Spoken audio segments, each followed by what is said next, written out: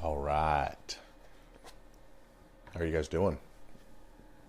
Get started here. Hey, Ronnie Lambeth here. Sitting here next to my private jet. Right there. Check that out. There's my private jet. And next to my $100 bill. And you know what else I got with me today? I got my books. See that right there? I got my books. I got my private jet. You guys know where I'm going with this, right? I got my books. Got my private jet. I need a couple Instagram models to be kind of falling asleep in the back that look like bored out of their mind. Right? Got my books. Got my jet. You know what else I got? Got me some credit cards. Right? Got my credit cards with me. All right, I'm ready. I'm ready. Now, if you don't know what I'm referencing, that's good. It's actually really good that you don't know what I'm talking about with the books and the private jet. If, unfortunately, you do know what I'm talking about, I'm sorry, man. I'm sorry. So, but I want to go over a couple things because my Facebook Messenger account's been blowing up over the last few weeks over this Tai Lopez credit card whiz kid video. And I watched a little bit of it, and I can only make it a few minutes into it. And the kid's already talking about committing fraud and doing some other things, violating some other federal laws and some regulatory things. And I just couldn't make it through it. And I can't stand watching Tai. But today, for you, I watched the whole hour and 24 minutes of the video. Now, I got to admit to you on something. I went into the office and I told David that if he hears a loud bang, you know I was watching Tai Lopez. And I said, maybe I should just leave this in the office with you because I don't know if I can handle an hour and 24 minutes with Tai Lopez. Now, I'm still here, so I did not break down and end it all over that hour and 24 minutes. But I was hesitant to do this video, and the reason I was hesitant to do it is because I don't like to create videos just bashing other people. You know, that's not my style. I like to give you good content without criticizing someone else's content. And that's why I watched the whole video today, start to finish, that they're selling for, he started out like $10,000 for this system, right? And I think they got all the way down to $600 or something. But I'm not just doing the video to bash on Tai and bash on this kid. I was joking around with the private jet and the books, because if you watch his videos, it's bad, right? But I did watch it, and the kid did give out some decent credit advice. Some. And if it wasn't for Tai, the video actually maybe, if it wasn't for Tai Lopez interrupting and doing all his crazy shit, it would have been okay to watch because he had some nuggets in there. Some. But I do want to kind of go over something. The kid says he's got 200 plus credit cards, and he's done that in less than a year. He's 20 years old, and he started out with a 580 credit score, and within a year, he's 770 today. He didn't say whether it was a FICO credit score, if it was a Vantage credit score. But he did say he was 770. I have no reason to doubt him on that. You can go from a 580 to 770 in a year. I mean, we do it all the time in a matter of months for some of our clients. And then some of our clients, it takes a year to 2 years, right? So I don't doubt that. What I do doubt is the fact that he's got 200 plus credit cards. Now, I believe from watching the whole video and listening to him speak, he is, in my opinion, he is putting it out there as if he has 200 plus personal credit cards with $3 million in lines of personal credit and $20 million of personal rewards, right? Hey, Danny, I appreciate that. He's up 150, you say 150 points? Whoop, almost fell off my stack of books. You never know what's going to happen here. Let me fix my little tripod.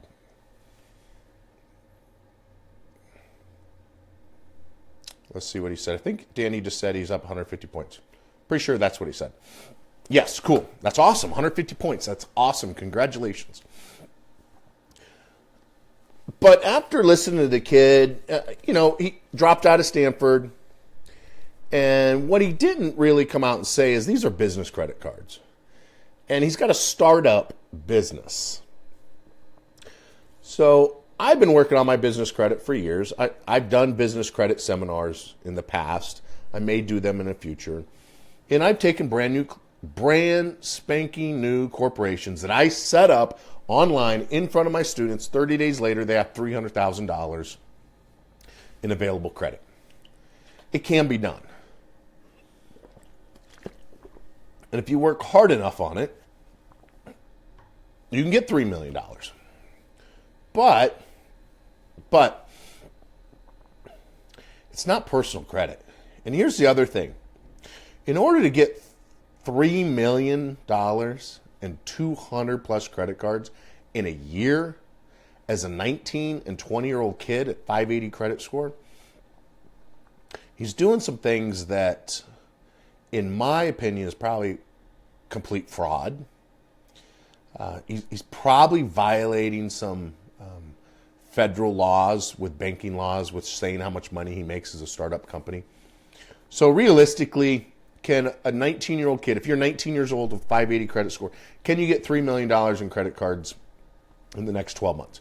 Probably not. You probably can't. If you have an established business, you got great credit, great cash flow, all of that stuff, can you do it? I think so. I think you probably could. But it's going to be a full-time job. This is not you apply for it and they give you $3 million. When I teach in my business credit, it's a lot of work to get all of these credit cards. A lot of work. Hey, Eddie, good to see you on here. And there's lots of companies. Eddie's boss, for example, he's got several $1 million in credit card debt or credit card limits through some of his business accounts. All right. It's not that hard, but it is a full-time job. So if you're sitting there thinking, well, I'll create an LLC, I'll get a Nevada or Wyoming LLC, I'll make up a bunch of shit, I'll create a fake website, and I'll have $2 million tomorrow, it's just not going to happen. The other thing that this kid talks about is he's 19, now he's 20, but he started this when he was 19, 580 credit score. He's got over 200, I think it was 220 credit cards. In order to get 220 credit cards, guess what they do? I think you guys probably guessed. What happens when you apply for credit? Right? They pull your credit. What's reported on your credit report? It's called a inquiry. Right? Everybody knows what inquiry is, hard inquiry. When you apply for 200 plus credit cards, you're going to have 200 plus inquiries. Now, anybody who's ever applied for a business credit card like that,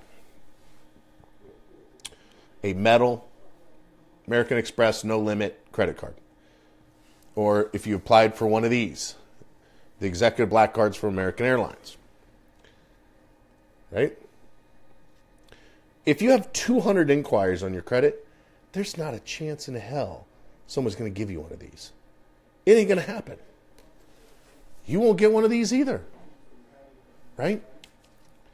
In fact, many business credit cards, many banks will not issue you a new credit card if you have applied for credit in the past 6 to 12 months. All right? Most banks, business banks, will not give you a credit card if you have one inquiry or more on your credit report in the last 6 to 12 months. Won't do it. Brendan, you asked, you just watched Larry King and they're talking about Credit Secret Book. Have you heard of it? I haven't heard of the Credit Secret Book. I know we do have an interview scheduled with him sometime in the spring. I'm going to go to his Beverly Hills house. I'm just working with his manager.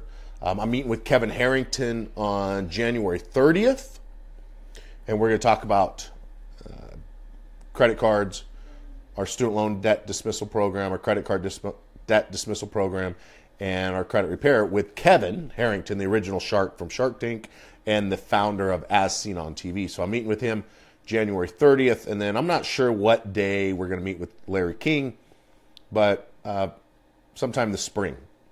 But I haven't never heard of that book that he's talking about. But I do know that if you apply for 200 credit cards, you're going to have a bunch of inquiries. The banks aren't going to give you a credit card. And that's why this kid said he uses cfpb.gov. Now, cfpb.gov is the Gestapo group that... Did you hear that? The cfpb.gov is the Gestapo group that Barack Obama created. That's the agency that he created that doesn't report to Congress, and they kind of do whatever the hell they want to do. So this kid is using it. Now, there are companies out there that if you want your inquiries removed, they will go and on your behalf will break the law. And they'll use the CFPB website to break the law. The problem with this is if you hire someone to knowingly go out and break the law for you, even if you don't know, and then you go fill out an application, you potentially could be hit with all kind of federal violations. You can get hit with racketeering, money laundering, bank fraud, wire fraud, tax evasion. Did you know that? Like if you go out and you fill out an application for a mortgage or a credit card and you lie about how much money you make, whether or not you filed bankruptcy, whether or not you've applied for credit in the past, whether or not you have a business, and you lie on that, on your applications. There are many people right now sitting in federal prison for money laundering, tax evasion, wire fraud, banking fraud. They didn't do any of that. They simply filled out an application. They did what's called a liar loan, a stated income loan, said they made X amount of dollars, got a loan, never defaulted. The IRS comes in, hits them with tax evasion. Look it up. There's lots of people. If you ever watch American Greed, they almost always hit them with wire fraud, tax evasion, bank fraud, racketeering, and they just go down the list. Money laundering. Dude, I just got a credit card. I wasn't money laundering. The guy was just ripping people off through, these Ponzi schemes.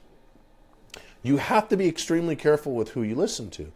And in this system that Tai's Credit Whiz, they're talking about doing some of this. Saying that you were never late. Going to the CFPB.gov website and disputing something that you know is not true. That's illegal. You shouldn't do it. And you shouldn't hire someone else to do it. So I'm not here just bashing on Tai, just to bash on Tai and the credit card whiz kid. but I'm trying to keep you out of jail. I'm trying to keep you from really losing $600 by investing in him. Maybe you want to invest with him. I don't care. I mean, I don't have anything personally against him is what I'm talking about. I personally don't like some of the things he does, but whatever. But, telling someone to go to cfpb.gov and dispute your inquiries because they're not legit, you think this is identity theft, I mean, that's illegal. It's fraud. Don't do it. Don't do it. Now, if you really do want to fix your credit, we can help you with that. There's guys on here right now. Great guys. Eric Counts just posted. Eric's a great guy, has a great company, creditnerds.com. I know as a competitor, I'm not supposed to say anything about my other competitors, but I don't look at Eric as a competitor. He does his thing, I do my thing. 30% of adult Americans have bad credit. I can't take them all, right? So Eric can help you with that, right? Maybe you like Eric's haircut better than me. You don't like me because I got a shaved head beard and I'm 6'4". Eric's got a full set of hair, wears glasses, and is not 6'4". Whatever. And he's a lot more creative than I am, right? But there's lots of people out there that can help you. I just don't like guys that spew out information that's not accurate. But if you want to get your credit fixed, fortresscreditpro.com, we'll help you. Pay for it afterwards. There's lots of business credit programs out there. We have one. We don't really publish it, right? But we do have it where we teach people, come to the office here in Vegas, sit in our office for 2 to 3 days. We teach you how to get business credit, teach you how to get SBA loans with no secured collateral, and all kind of other things. How to finance, how to buy a Ferrari, write it off, and use a credit card to buy the Ferrari at 0% interest. How to get a Ferrari and pay no sales tax, no registration fee, no emissions where you live. If you don't want a Ferrari, you want a Lamborghini, Rolls Royce, whatever, we can show you how to get those cars, register them, license them without paying sales tax in your hometown. If you are in California, for example, and they have luxury tax, they got smog, they got registration that costs more for these exotics and luxuries, I can show you how to get a license, lifetime license plate for $100 on that, and use, a card like this to pay for the car, or a card like this. The problem with paying with a card like that is you got to pay it off that month or the following month. But there's ways to do it. But I don't think Tai's company is the way to go. I don't know, maybe you like him.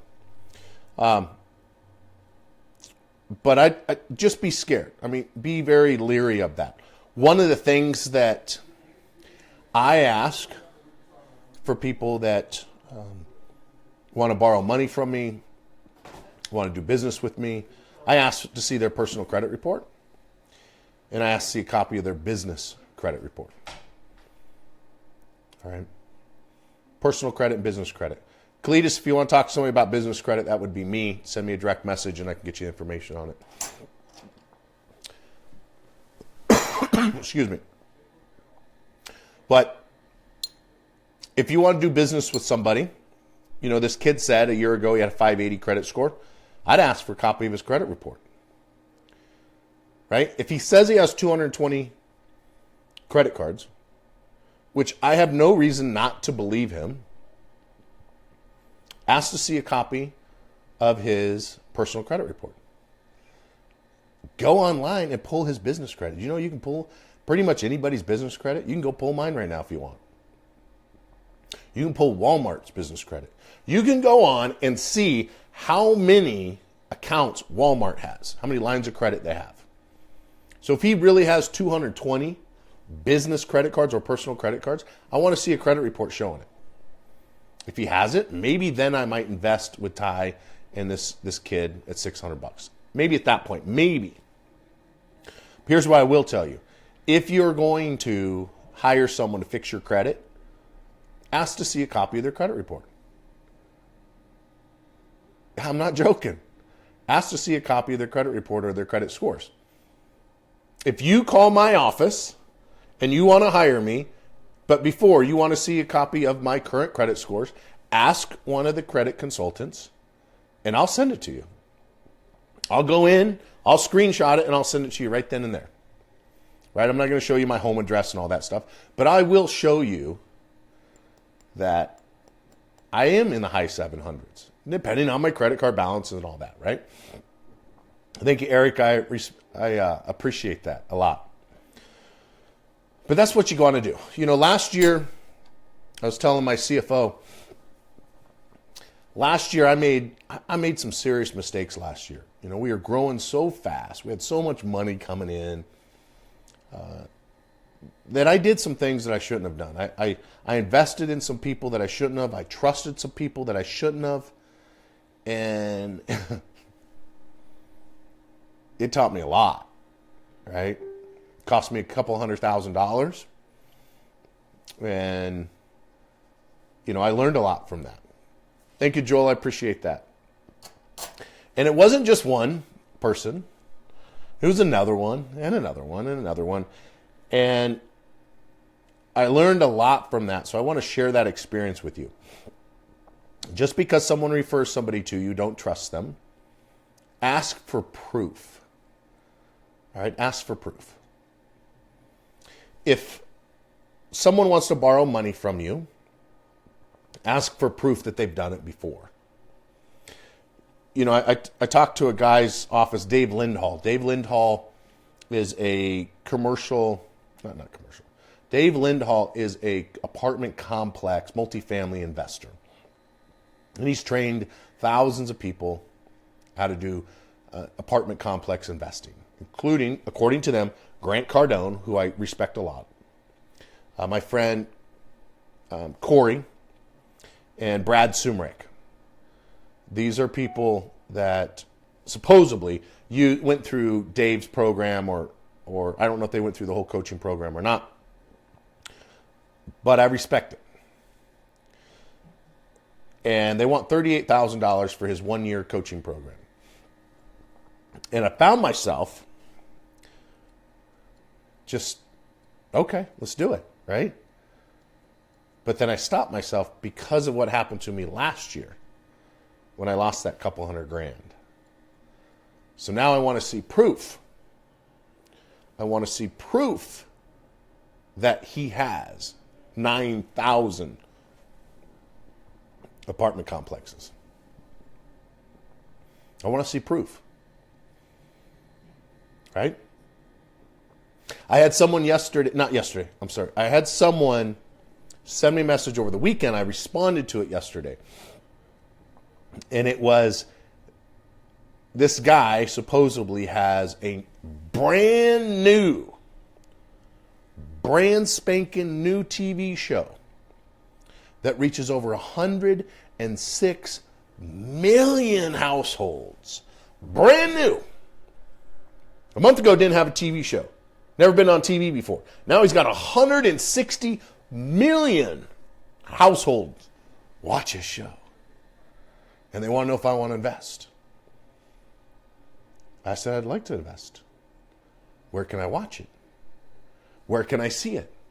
How do I see the 106 million? Trust but verify. Just what Jeremy Rubin just said right there. Trust but verify. If you're going to hire someone to teach you how to build business credit, ask for a copy of their business credit. If they're teaching you how to build business credit, make them show you their business credit report. If you're going to hire someone to fix your personal credit, make them show you a copy of their credit report. And know that there's going to be some stuff whited out, right? Addresses, social security numbers, date of birth, all that stuff. If you ask me for it, I will send you a screenshot of my scores, all 3 bureaus. If you want more than that, then I'll do it. You know, it's going to take me some time, but I'm going to go in and I'm going to have to white out a bunch of stuff. Now, I could go in and do it right now, but then the report wouldn't be fresh. I'm not asking, you know, when I say to ask someone for their credit report or their business credit report, don't ask for one 2 years ago. I want one today. I want to see a tax return. So with this coaching program, I told them I want to do it. It's $38,000, a lot of money.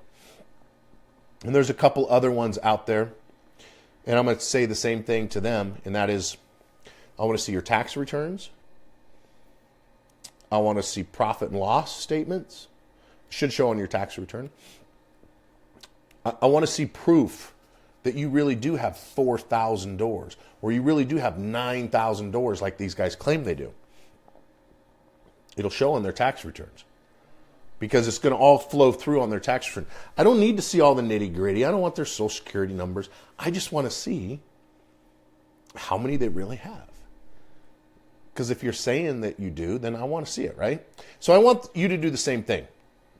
Before you buy anything from somebody this year, any coaching program, any mentor program, if you hire someone to fix your credit, teach how to build business credit, real estate coaching. I mean, here's a joke that I've heard so many times. If you want to make $1 million, create something to sell to realtors, right? Realtors will buy anything. They'll buy anything. If you want to make $1 million, create something to sell it to a real estate agent. But there's so many real estate agent programs out there. But if you're a real estate agent, you want to grow, which you have to grow, ask for proof. Ask for verification that it actually works. If they're saying they made millions of dollars last year selling real estate, ask for it. Or did they make their money telling other real estate agents how to do the work, but they've never done it themselves? All right.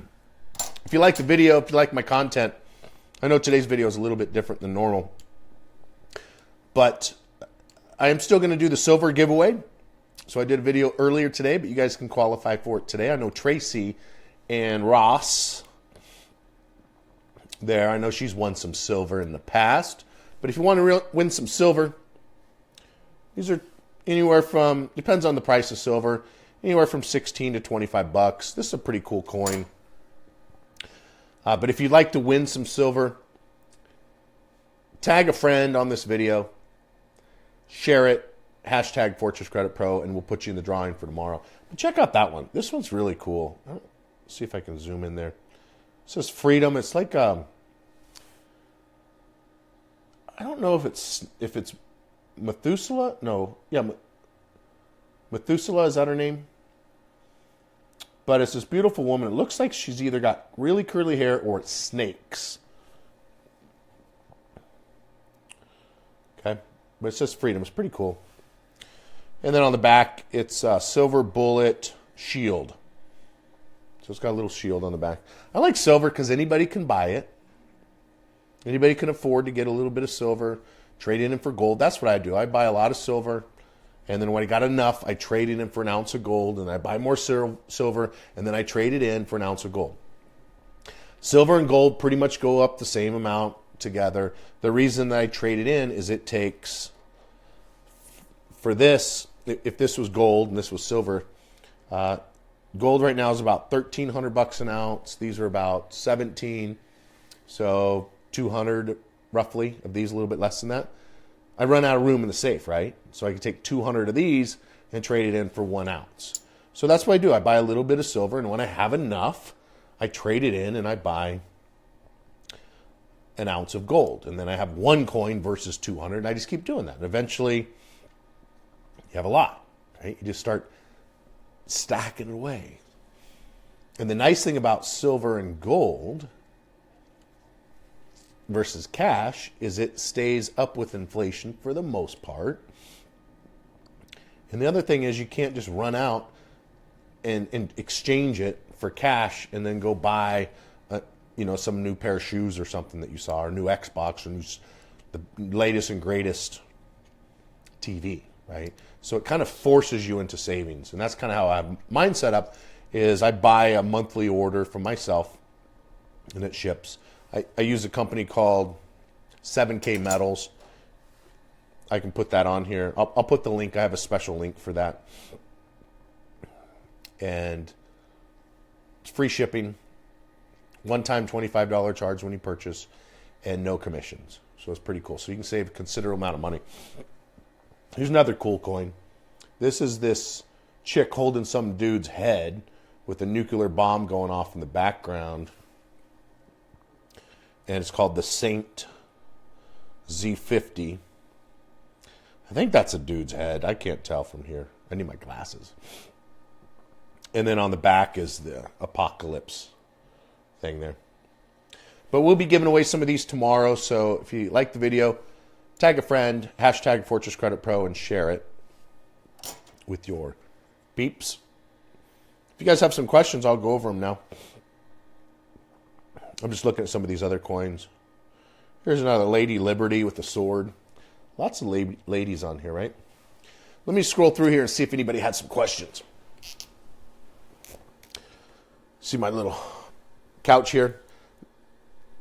I asked my wife to make me some pillows.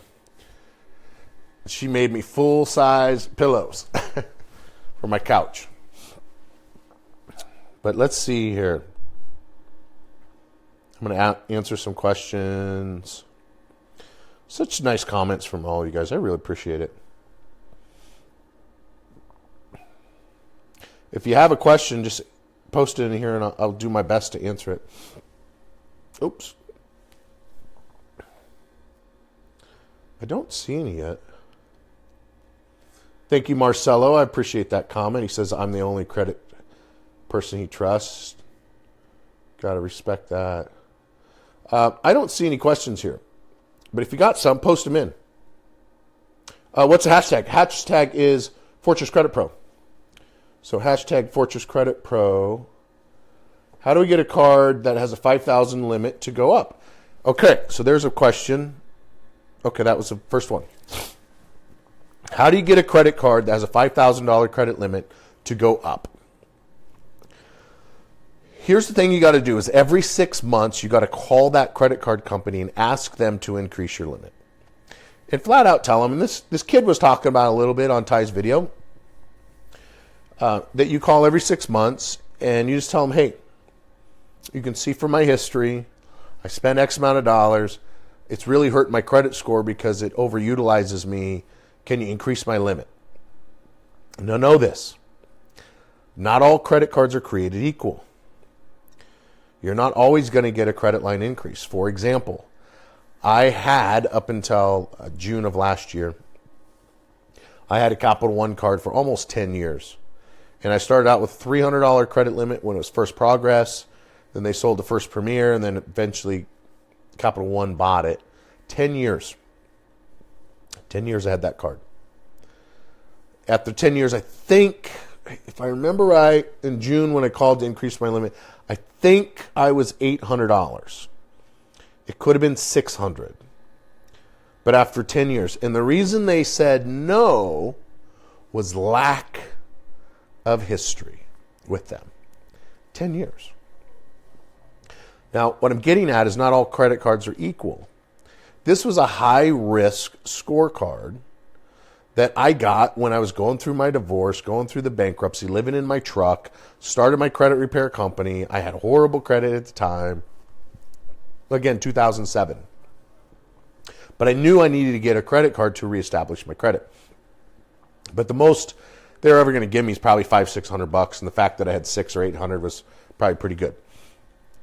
Now, there are other cards, Capital One Venture, for example. They'll start you out at $1,000. You can go all the way up to $100,000. That's the highest I've ever seen on a Capital One. I had one at $100,000. Then you can go with American Express Platinum. That's this card here. That one. Metal card. No credit limit at all. And it's not based on your credit score, but it is based on your business and how much money you spend on the business and what your business credit score is. So, and then the Chase Freedom, which is next to that, they started us out of like $5,000. It's up to 30. I've never called and asked for a credit line increase. So to answer your question, how do you get them, Danny, to increase to $5,000? You call and ask every 6 months, and they'll do a soft inquiry, and they may or may not increase you. I have a client of mine, that he's got a Chase Freedom card, just like I do. His credit limit is $1,000. Mine's $30. We opened it pretty much the same time. He's now got great credit, but he had a charge off with Chase in the past. And so Chase doesn't trust him. And so even though we deleted the charge off from the credit report, it's still inside Chase's internal records. And so they're not going to give him a credit line increase. So that's, you just got to call and ask. And if you do that, before you call and ask for an increase, make sure you've maxed out that card at least once. Otherwise, there's no reason for them to increase your limit if you've never maxed it out. So don't go out and go shopping and not be able to pay it off. But if you have a business, run some business expenses through it, max it out, make sure you don't break your corporate veil, max it out, and then call. All right. Hashtag is fortresscreditpro.com. Danny, so you asked about the 5,000. They'll probably double it. They most likely are not going to triple or quadruple. So maybe they'll go from 5 to 7,500 to 10,000, and you just every 6 months you call. Right? Any other questions?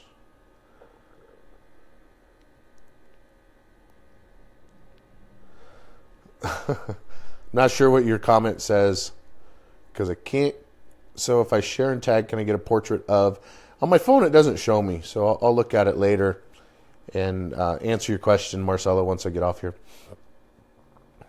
Capital One tells me that my minimum monthly payment is too low. I don't know what that means. The minimum monthly payment is too low. Let me see if it's... My limit is $2,250. They won't raise it. Yeah, Capital One, again, it depends on the card you have. If it didn't start out as a bad credit Capital One card, then they don't generally have limits.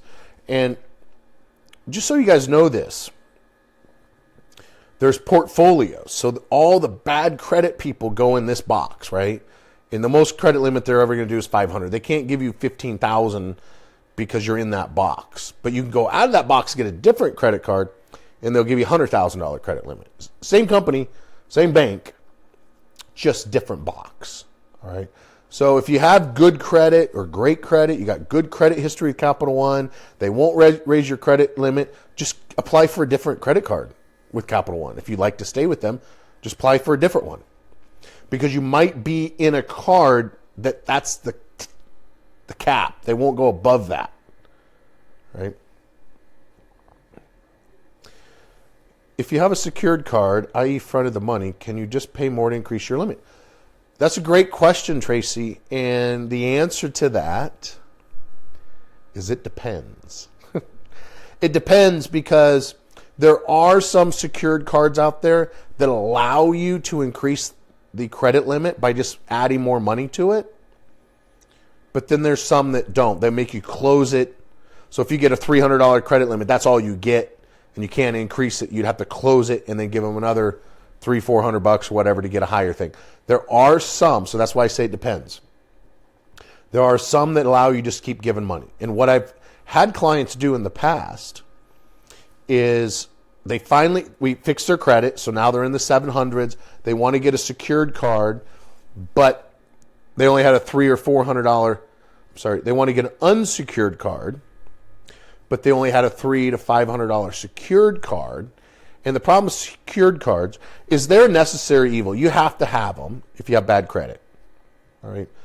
The problem is if you have a $500 card and that's all you have, they're not going to give you a $10,000 card. They most likely won't give you a $5,000 card because you don't have the history showing you can manage a $5,000 card. You only have the history showing you can manage the $500 card. Does that make sense? So it's going to be difficult for you to get a $5,000 card if all you've ever had is a $500 secured card. So here's what you do. Again, this takes cash, and you might not be in the situation. But what I've had many of my clients do is they'll go to a bank, a credit union. They'll have $5,000 in cash. They'll go in and they apply for a loan, secured loan. Okay? They tell the bank, the credit union, hey, I want to increase my credit score. Will you loan me $5,000 if I give you $5,000 and put it on a CD? What do you think the bank's going to say? Will you give me $5,000 a loan if I give you $5,000? They're going to say, sure. 5% interest, whatever. So you bring in your $5,000, you give it to the bank, you sign the paperwork, they give you $5,000 back. So you still have your $5,000 in cash. And what some clients have done is they've taken that cash then and they'll get a credit card, $5,000 secured card. So if you have $500, they'll raise it to $5,000. Once it reports, they'll go to creditkarma.com and apply for unsecured credit cards. And now that the secured card's reporting it's got a $5,000 credit limit, they get unsecured cards at $5,000, $10,000, $15,000, $20,000 limits. And then they go and they close that credit card and they get their $5,000 in cash back. See how that works? So you just got to plan for it. But secured cards are good. You know, they're good to have if that's all you got. Digging the beard. Thanks, Colin. Appreciate that. My daughter, Toya, says, so would you recommend not having Capital One or just not using it past the 10%? I'm not going to say not to have Capital One. I will tell you that Capital One, in my opinion, is by far the very best consumer travel rewards credit card, the Capital One Venture. That's my opinion. I think it is the best personal consumer credit card. And the reason I say personal is because they don't have the Capital One Venture business card. They have the personal card that you can use for business. But on the personal side, you get 1 for 1. Sometimes you get 1 for 2. So you spend $1, you get 2 points. And it's dollar value points. So like with this card, American Express, if I buy an airline ticket with this through American Express, I get 5 points for every dollar. So if I buy a first class ticket of $1,000, I get 5,000 points. But when I go to redeem those points, I don't get 1 for 1. It is a percentage depending on what I'm buying. Where with the Capital One Venture card, it's 1 for 1. If you spend $500, you get 500 points, or you get, actually it's 2 points. You spend $500, you get 1,000 points. And then you can redeem that 1,000 for 1,000 straight across. And you don't have to do it through their website. Where with American Express, you got to do it through their website, which is fine because I haven't found a travel site cheaper than American Express. I always double check because I travel a lot. And I'm just like you, man. I don't like just throwing money away. I have to work for it way too hard to just not care. Right? So I always double check. But I like Capital One. And you should not go over 10% if you are going to apply for credit. For example, my daughter Toya that asked that question is going to be moving to Vegas here soon. She's going to work with me as one of our brand new credit consultants once she goes through her very advanced, intensive training apprenticeship. Once she goes through that apprenticeship and gets past her probation period, she will be a credit consultant. And yes, my daughter is still going to have to go through the same training as everybody else, right? Yes, she's my daughter, but it's my company, which is my baby. Yes, Toya is my baby girl, but my company is my baby, if you know what I mean. And I will not just throw somebody in that position, whether they're related to me or not. Toya's going to have to go through that training that everybody else has to go through so she can be a certified credit expert, right? But what I'm getting at with that, Toya, is she's going to come stay with me for a little while, but eventually she's going to want her own place. So for her, she's going to need to keep her credit score pretty high. So when she goes to apply for rent somewhere, an apartment or a house, she's going to need to have good credit. So in that case, Toya, you would always want to keep your credit card balances 10% or below 10% because you're going to be applying for credit in the future. For everybody else, man, you're generally not applying for credit every single month. If you got a beater car and it's on its last leg, and it might break down on you, you might want to get your credit cards paid down so you have good credit. So when it does break down, you can buy a new car loan. Now, I don't recommend that you wait till it breaks down, but sometimes you got to do what you got to do, right?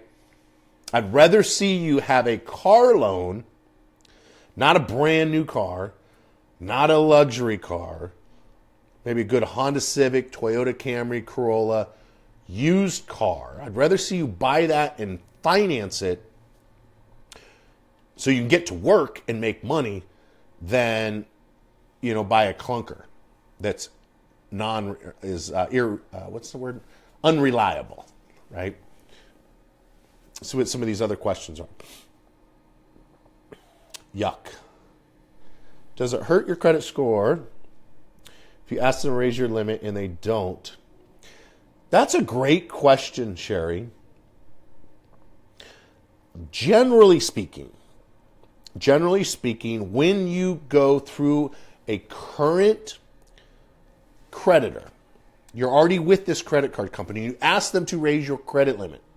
Generally speaking, they will do what's called a soft inquiry.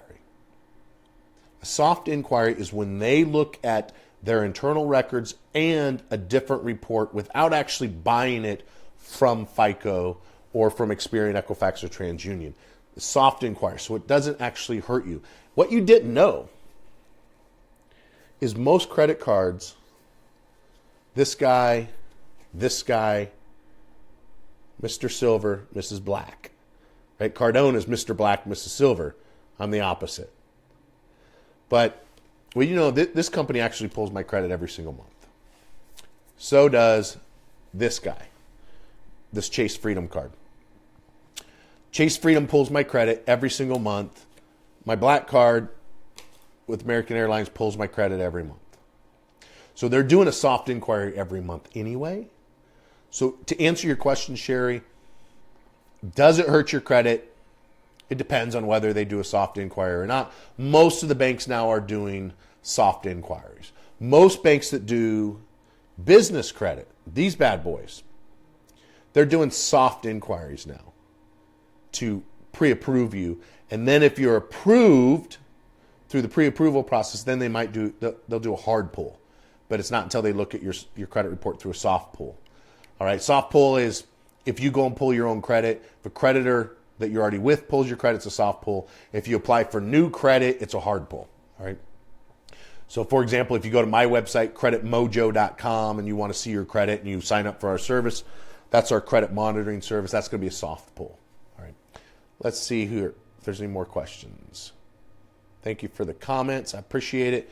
Explain the corporate veil comment. And I'm reading Jerry Stars underneath that. Corporate veil. That is a business term that you do not want to commingle. This blue card, that blue card's my personal card. I do not ever use this card for for business expenses. I never use my business card for personal expenses. Personal, business. Never mix the two. If you mix it, it's called commingling, and you can break the corporate veil. Breaking the corporate veil eliminates most of the time, your corporate protection. So if I got in an accident and I hurt somebody, they couldn't come after my business for it if I was personally, right? Or vice versa. If you break the corporate veil, they can come after the business side of it. So that's what I meant by corporate veil. Now, can you use a personal card for business expenses? Yes, but keep it separate. Business, personal. Can it be a personal credit card in your name, under your social for your business? Yes, but don't put business and pleasure on the same card. Keep it separate. And if you do have the personal card, don't pay it off with the personal checking account if it's running business through it. So if you got a Chase Freedom card and you don't have business credit yet, and you want to take this and you want to use it as business, then always pay it off with your business checking account. Separate it. That's what I meant by corporate veil. Jerry says, I tried maxing out the platinum and it doesn't work. I don't know what that means. I tried to max it out. Oh, I think you're being funny, right? That you tried to max it out and it doesn't work? Or are you being serious there? Because there is no max, right? Depending on your history with them. There's no credit limit. So you guys, I want to be clear with that. The Centurion card, the Black Centurion card, the American Express Platinum card, there's no preset spending limit. So if I wanted to go buy a real one of these with this, that is a possibility. I potentially could buy one of these used. I bought this one with this card. But if I wanted a real one that I could fly in, potentially I could buy it with this card. I would have 30 days to pay it off. There's no preset spending limit on this card, but that doesn't mean it's unlimited. It just doesn't have a preset. So I think that's what Jerry's trying to be funny, that he's tried to max it out, but he hasn't done it yet. Don't forget you. I'm not sure what that means, Gustavo. Did you ask a question? Because I didn't see it. If you did, please. Need to do a show from your Indian motorcycle. That'd be funny, wouldn't it? Call. And the platinum is based on credit. No, it's based on business credit. And they will look at your personal credit. But it's not like this card. This American Airlines Black Card. This has a minimum credit limit. In order to get this, you have to have this. In order to get that, there's no like, you got to have a 600. You have to have this. You can have no personal credit at all and get this as long as your business credit is good. For example, Uncle G, Jerry. Uncle G's got this card. He's in the low 600s. Grant Cardone's personal credit score is in the low 600s or somewhere in there. He's not in the high 700s. Grant Cardone does not have great credit score. Grant Cardone has good credit, but he doesn't have a great credit score. And the reason why is because he's got one personal card. He doesn't have any other debt. He doesn't have car loans. He doesn't have house loans. He doesn't use his personal credit. He uses his American Express card. He's got a black one, a Centurion. But American Express is not the Platinum card is not necessarily based solely on your personal credit. You can have no personal credit or bad personal credit and still get the Platinum card if your business credit is good enough.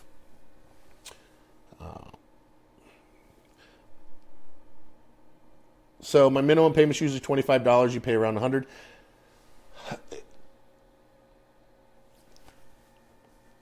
Here's my opinion on credit cards is if you're not paying them off in full, stop using them. Okay? If you're not paying off your credit cards in full, now I'm talking personal credit here, all right? If you're using your credit cards for your business, that's a completely different story. But if you're telling me that you have personal credit, that you buy groceries with, electricity, gas, water, sewer, electric, I already said that, clothing, vacations. If you're using a card like this, a personal card, and you're not paying it off in full every month, stop using it. Stop carrying it. Stop using it. Because otherwise you're kicking the can down the road, if you will. You're making things worse for you. You're paying interest that you shouldn't be paying. Don't finance your Taco Bell. All right, pay it off in full every month. Oh, this picture of the $100 bill behind me. Yeah, my wife got that for me for my birthday. You see them all the time on Facebook. There's lots of them. Here's the thing, though, on Facebook. I'm going to tell you guys something about this $100 bill. On Facebook, they have this little tiny couch and then this big picture behind it. It's not a real couch because the picture is not that big. But on Facebook, on the ads, they have this little couch and this big photo, and it makes the photo look really big, and it's really not. It's only like 32 inches wide. And so the couch must be like 24 inches. I mean, it's like the size of a chair, but it's like a miniature doll couch, basically. And they make the photo look big. So be careful. So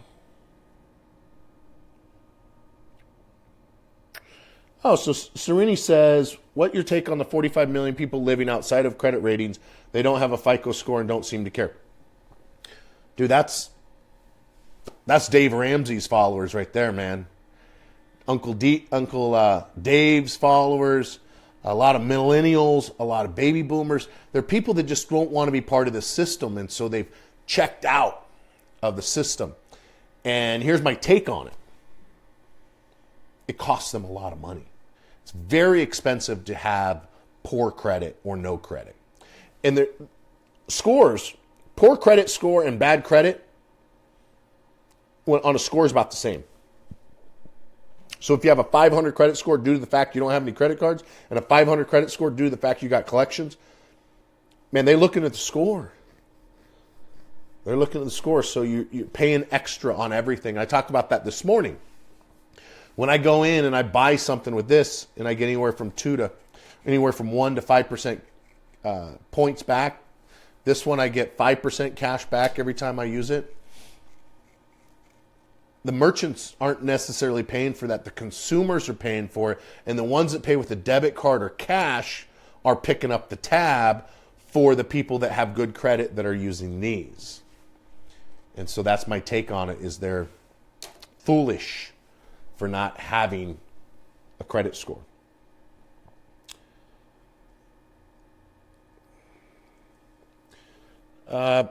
When you get a different card from the same credit card company, don't close the one you're current. Yeah, never close a credit card.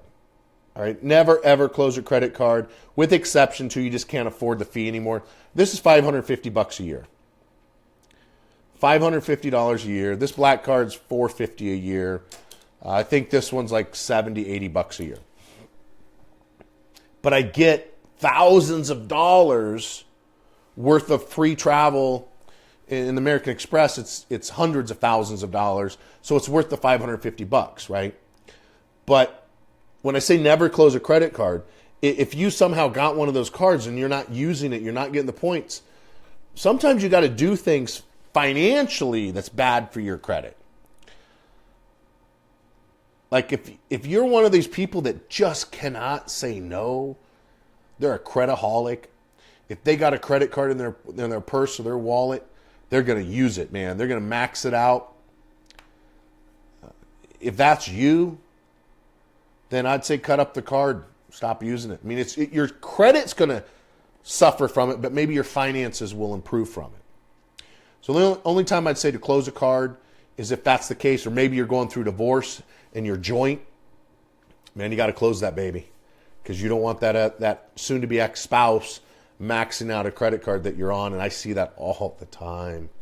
All the time. In fact, I got a text message yesterday from a friend where her ex went to a car dealership to buy a new car, and the car dealership pulled her credit, and she wasn't even there. Now, what are we going to do about it? We're going to do a big fat lawsuit is what we're going to do about it. I already got the attorney working on it because it's illegal. And this is a big dealership. Why they would do this, I have no idea.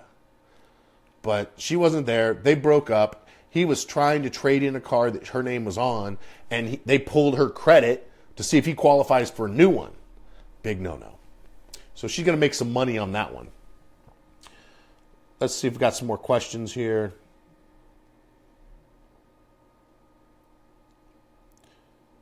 Capital One Venture is a good card for travel. Capital One Venture is a great card for travel. It really is. I had it for a long, long time. We did hundreds of thousands of points. Hundreds of thousands of points and rewards through it. And that was part of the reason that they closed it, was I was running it as, it was a personal card I was using for my business. And they didn't like that because, when I lost it, I had 900,000 points. And I should say millions of points, because it was millions of points.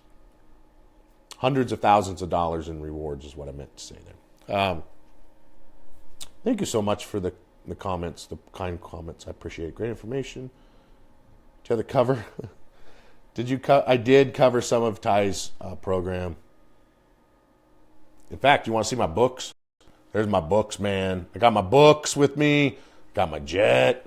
I need an Instagram model in here falling asleep behind me. I don't know anything about Bitcoin. I'm still trying to wrap my head around the Bitcoin thing. I don't invest in things I don't understand. I know people are making money from it. Yeah, I'm probably losing out. But, you know, my friend Grant Cardone says, stick to what you know and go all in. Well, that's what I'm doing. I'm all in with Fortress. 100% all in. All my chips are in. I'm in. I'm committed. I'm not doing a little bit over here with Bitcoin, a little bit over here with this. I'm all in with Fortress. And that's where my focus is, on Fortress. Any banks particularly you like for business checking accounts? Yeah, here's a bank. I like Wells Fargo for my banking. They're good to me. As far as a checking account and paying my bills through them and getting cashier's checks and using their notary for free, Wells Fargo is great.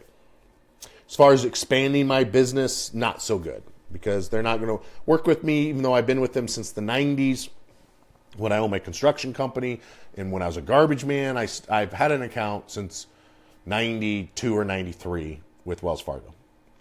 But they won't give me any loans because I own a credit repair company for business.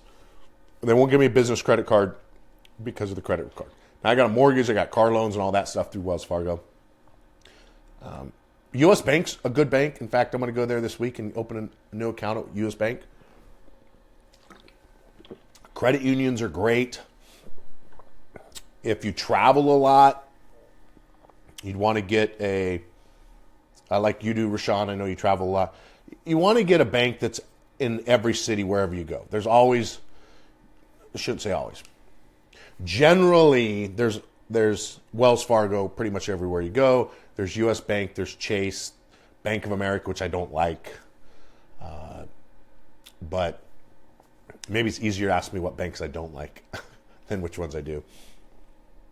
It just depends on what you're looking for. Harmony says, I need to call you. I have 800, just finished establishing my business profile. Cool. I need 3 million for I'm assuming that says business, but it cut off. That's cool, Harmony. Yeah, just give us a call. I can definitely help you with the SBA. We have this amazing SBA program right now. Get you funded in about 10 days. You fill out the application today. 10 days later, you got $350,000 in your bank account, 7% interest, 10-year financed, no personal collateral. You do have to personally guarantee it. It is based on your business credit, though, and your personal credit and your tax return. So you can't do one of these, I make $5 million a year, and if you don't, they're going to ask for bank statements. But it's pretty cool. They don't ask for collateral like your house or cars.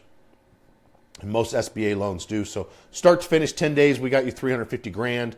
Up to $5 million if you want to buy real estate with it, and that's for an office. Right? So yeah, reach out to me, direct message me, and I'll send you information on the SBA programs. It's a pretty sweet deal. Let's see if we got any more questions. Dang, never mind.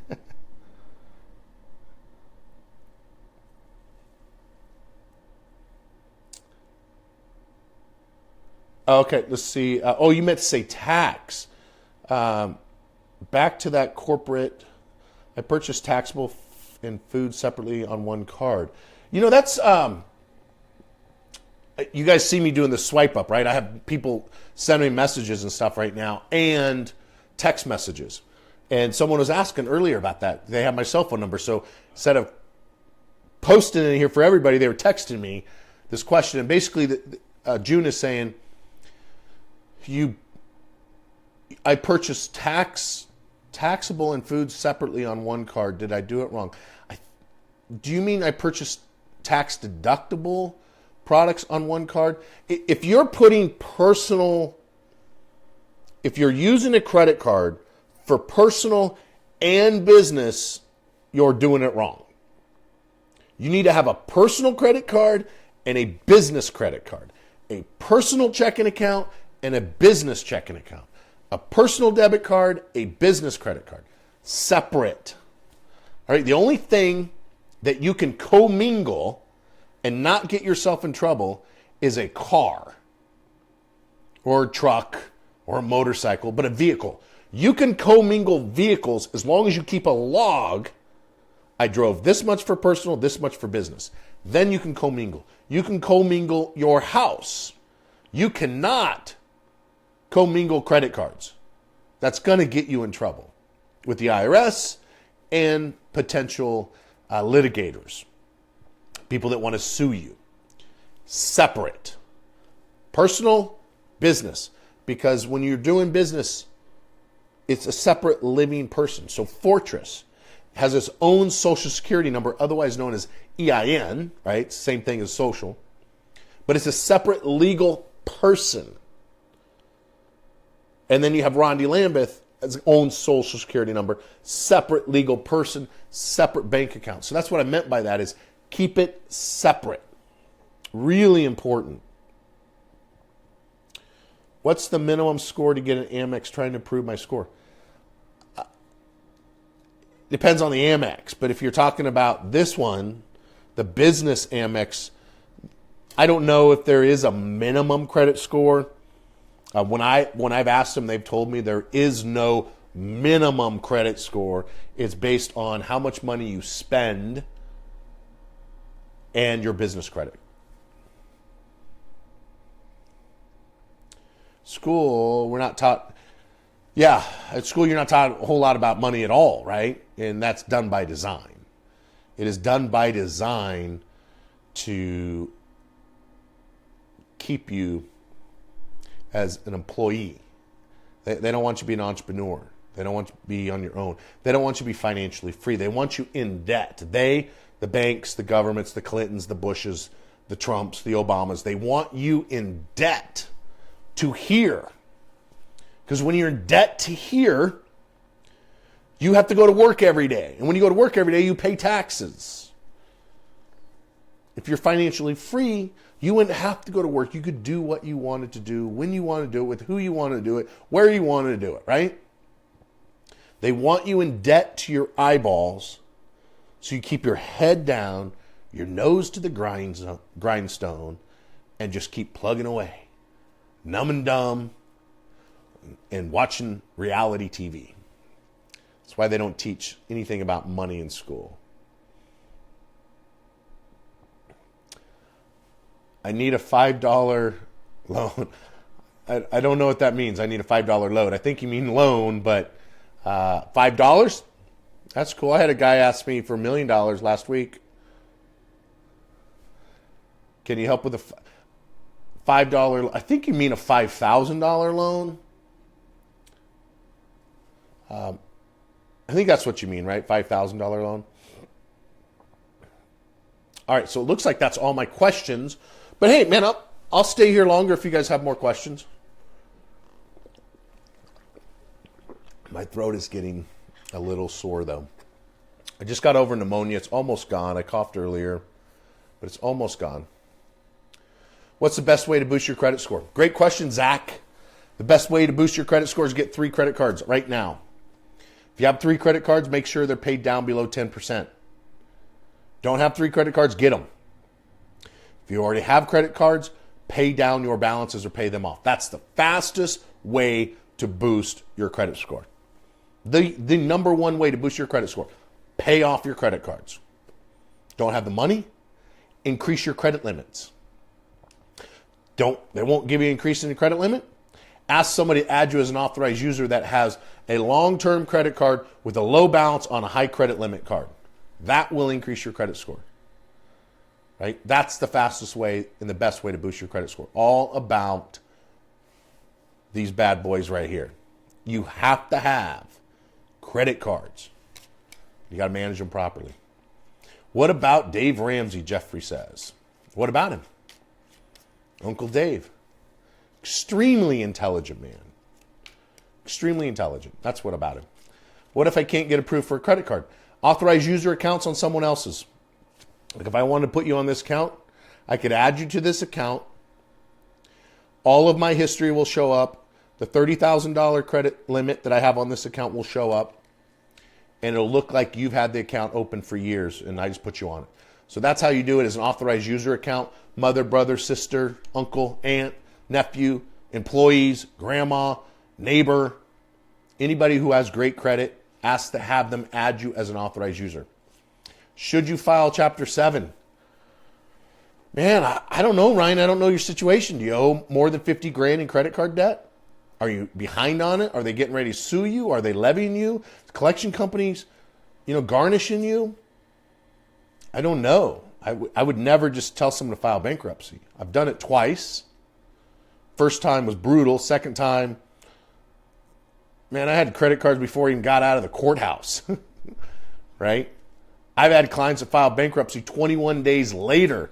21 days gone off their credit report. You want to see a copy of it? Go to fortresscreditpro.com, click on reviews, and you'll see a copy of that credit report. And his name was, he's from Colorado. He's a realtor. I can't remember his first name. But 21 days after he filed bankruptcy, he was off his credit report. We do it all the time. Bankruptcies, foreclosures, tax liens, short sales, judgment, collections, unpaid or non-paid, unpaid or paid, charge-offs. You name it, we've deleted it. Millions of items off of credit reports. But should you file bankruptcy? I don't know. You say, yes, court's on the 15th and $100,000. Bankruptcy court's on the 15th? Ryan, send me a direct message with your cell phone number. I'd love to answer the question, but I don't know if I have all the details. But if you had $100,000 in credit card debt, you can't make the payments, and you want a fresh start, bankruptcy might be the way to go. Now, if you're making the payments, you don't want to ruin your credit, and you have $100,000 in credit card debt, do my debt dismissal program. We wipe out the $100,000. You pay me 45% of it over 3 years, which will be a third of your minimum payments that you've been paying. Doesn't destroy your credit. You don't get a 1099. You don't have to file bankruptcy. You're back in the saddle in 9 to 12 months. Back at it, man. So if you're not behind and you're making your payments, but you got a $100,000 student loan debt or $100,000 in credit card debt, whether it's personal or business, we can wipe it out.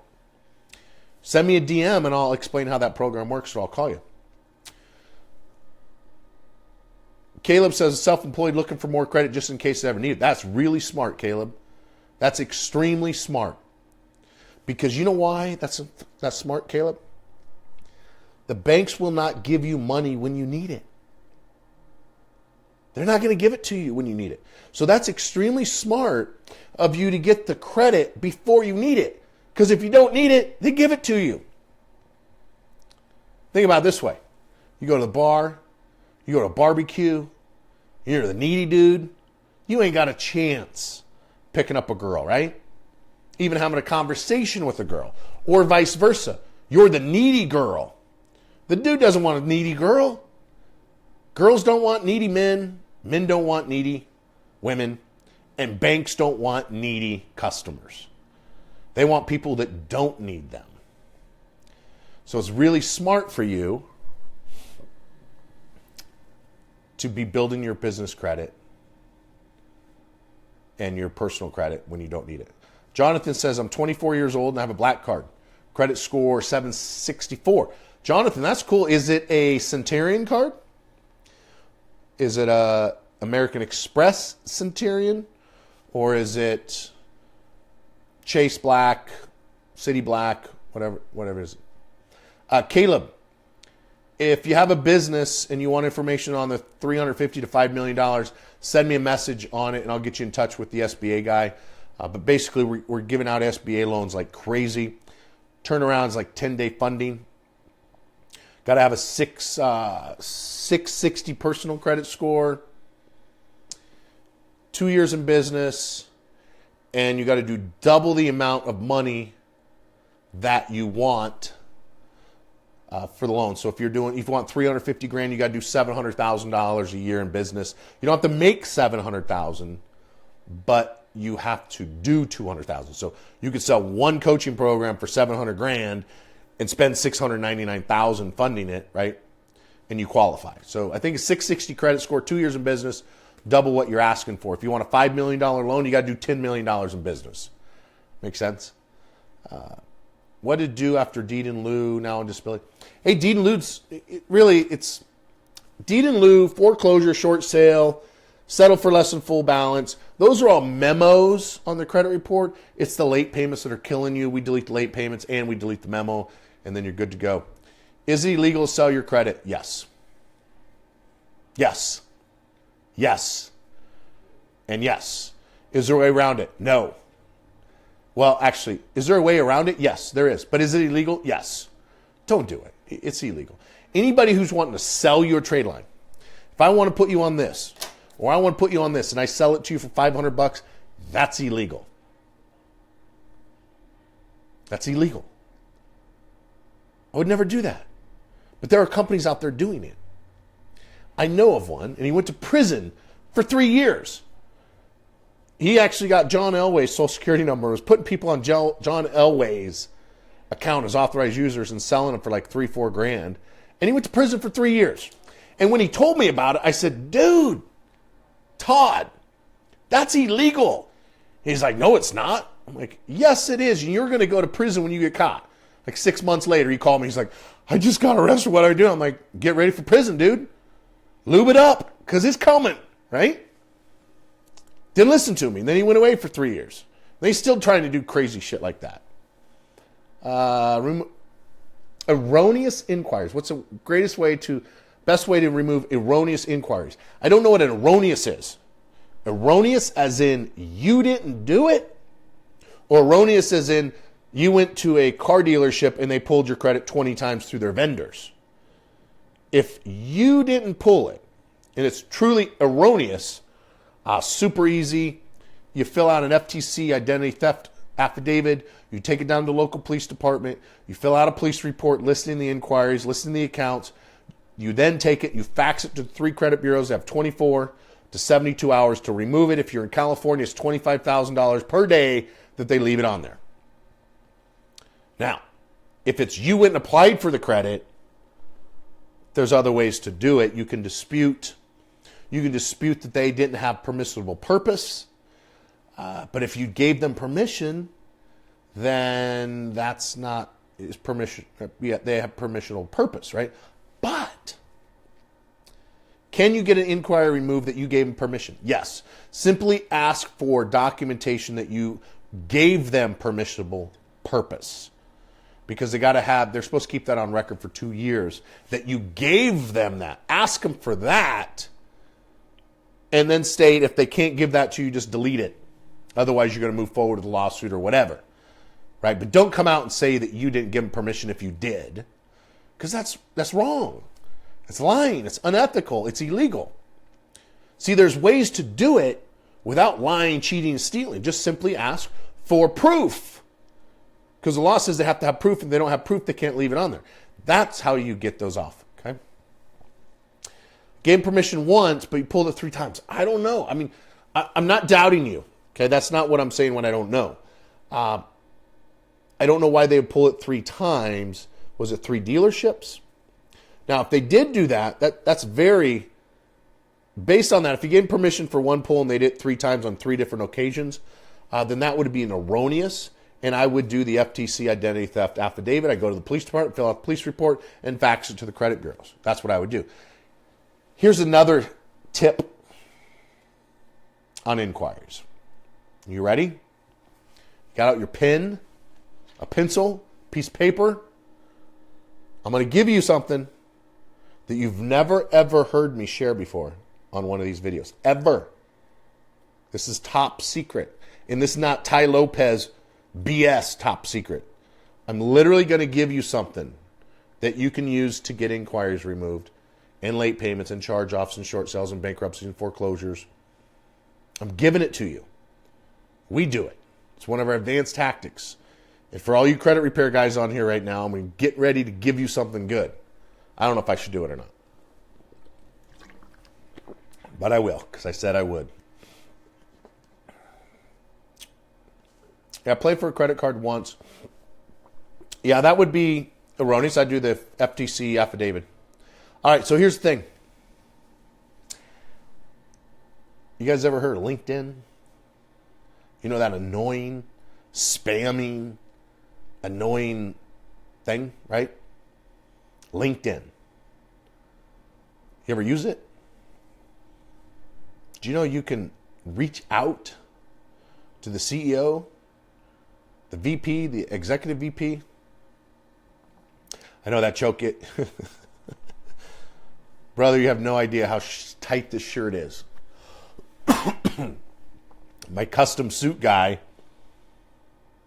was supposed to add 3/4 of an inch to it, and I don't know what happened, but he made him too small, so it is choking me out. It's making me a little lightheaded. But here it is. You ready? You use LinkedIn to contact someone of power, someone of leadership with the bank, the dealership, the car loan, the credit card company, and you lay out the case through LinkedIn to the CEO of Bank of America, of Capital One, of Dolan Toyota, or Capital, whatever. You use LinkedIn. You contact them. You lay out your case. So in your case, Renata, find the CEO, the president, the executive vice president, the CFO, the CTO, whoever you can connect through Capital One, through LinkedIn. And you got to be intelligent when you write this. So make sure you go to the Fair Credit Reporting Act, 1970, and do your research. But essentially you write, on such and such, dear Mr. CEO of Capital One, on such and such date, I applied for a credit card. I was denied or I was approved, whatever it is. But on this date, and this date, your company continued to pull my credit. I only gave you authorization one time. And according to the Fair Credit Reporting Act of 1970, section whatever, 509.13b, paragraph 5, it says you have to have permissional purpose. I gave it to you one time. You pulled it 3 times. I'm going to be asking for $5,000, $10,000, whatever, if you won't have this removed from my credit report. I know you have the ability. You can simply go into your eOscar account and have it removed. I've disputed it. You guys refused. Here's a copy of the dispute letter. Here's the day I sent it in. Here's the file number, blah, blah, blah, blah, blah. I'm giving you 30 days to respond or 2 weeks to respond. This is how you can get in touch with these people. Now, what is that CEO's job of Capital One or Dolan Toyota or AutoNation USA? What is their number one job? A CEO's number one job is to watch out for the shareholders, for the stock of the company. You're giving them an opportunity to avoid a lawsuit. It is their responsibility to avoid that lawsuit. Because if it comes out during the lawsuit that you gave them the opportunity to avoid the lawsuit and it cost the company money, which cost the shareholders money, it looks really bad on the CEO or the CFO or any of the executive team. This is one of the ways, this is one of our secrets, our advanced tactics of getting items removed from credit reports is by using LinkedIn. So there's a little freebie that I've never shared with anybody before. And maybe I'll take the video down because I don't necessarily want that out for the world. But this is how we have a 90% deletion rate at Fortress with 100% paid on performance. Where you only pay me if I get it deleted. If we don't delete, you don't pay me. Right? This is how one of the many ways that we do it. I'm going to go back to the questions here. Does it cost to remove each late payment? If you hired me, it costs $100 per account, not per late payment. You got one late payment, it's $100. Got 100 late payments, it's $100 per account, not per late payment. Great question, though. Great question. Caleb, I got your message. It popped up here. That was the same thing.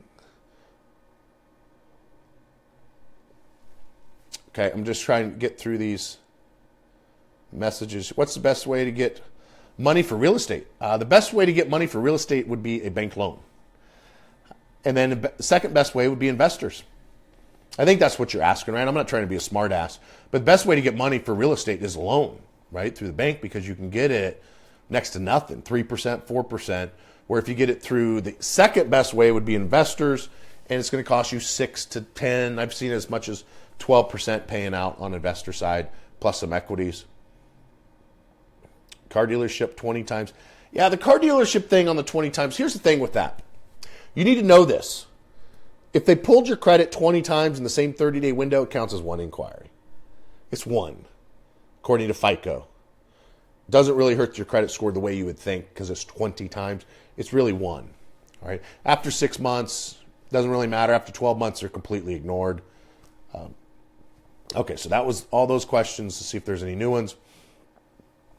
What is the best way to get a personal line of credit? Best way to get a personal line of credit. Well, again, I would say go to the bank. You want to use a bank that's loaning money. You know, Wells Fargo is extremely conservative, and that's why they're one of the strongest banks on the planet. Most banks are completely overutilized or over leveraged. Wells Fargo's not. They're very, very conservative.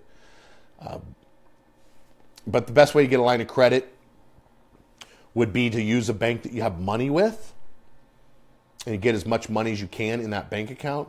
I can tell you my late friend Oliver Frescona, who was a real estate guru in Colorado. He died, I think it was 2 years ago, in an unfortunate airplane accident outside of his home in Boulder.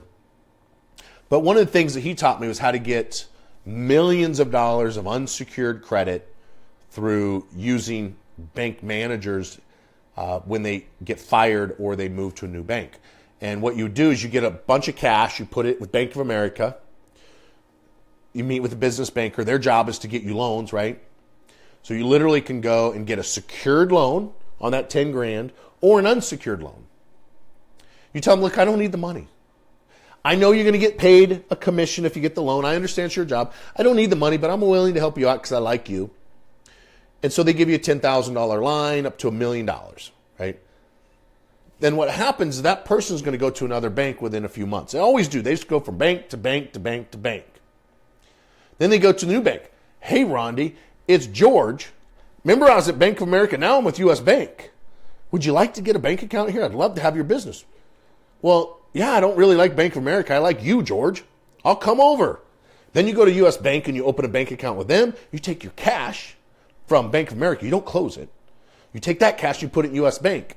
Hey, by the way, George, I could really use a line of credit because I've been using the one in Bank of America, but since I moved over here, could you get me a line of credit? Sure, no problem. Now you got a line of credit with U.S. Bank. Then George goes to Wells Fargo. Then he goes to Chase. Then he goes to Citi. Then he goes to Credit Union. And these guys just bounce around, right? And if you do this at multiple different banks, literally, Frescona had over $5 million of unsecured personal lines of credit, and they just got bigger and bigger. He'd max out the 10,000. Hey, man, I really need 20. You got great credit history with it. I'll give you 40. Then he maxed it out in 40. He'd write a check for 40 grand to Bank of America. Bank of America would cash it. Then he maxed out the U.S. Bank. See what I'm saying? Then he'd take the U.S. Bank, because it's maxed out, but he's got 40 grand now in Bank of America. He'd take the Bank of America 40 grand, write a check to Wells Fargo, max that one, and he just did that. It's the same money. Pretty cool, huh?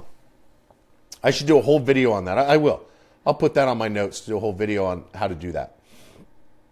So that's the best way to get a personal line of credit. What if we have no savings left, hard to make credit card and loan payments? Should we file bankruptcy? Who asked me that?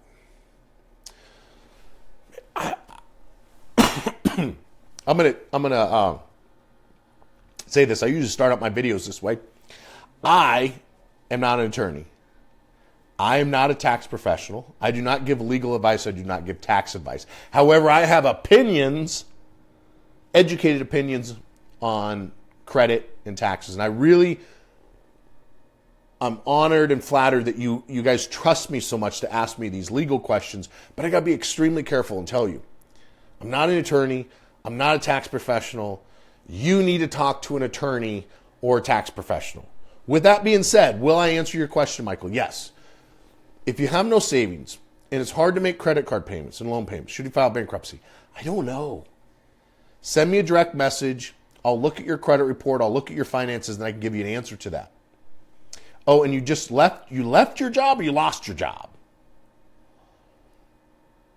Because there's a difference between left a job and lost a job. But again, if it's credit card debt, we have a debt dismissal program.